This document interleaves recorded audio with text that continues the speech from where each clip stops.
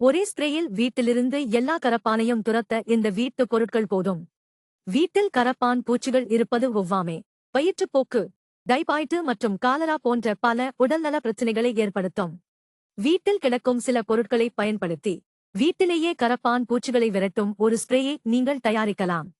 2 teaspoon பாட்ரா குண்டு பொடி, 1 cup வெதுவெதுப்பான நீர், 1 டீஸ்பூன் டெட்டால் திரவம், 1 டீஸ்பூன் வினிகர் மற்றும் 1 டீஸ்பூன் திரவ சோப்பு தேவைப்படும்.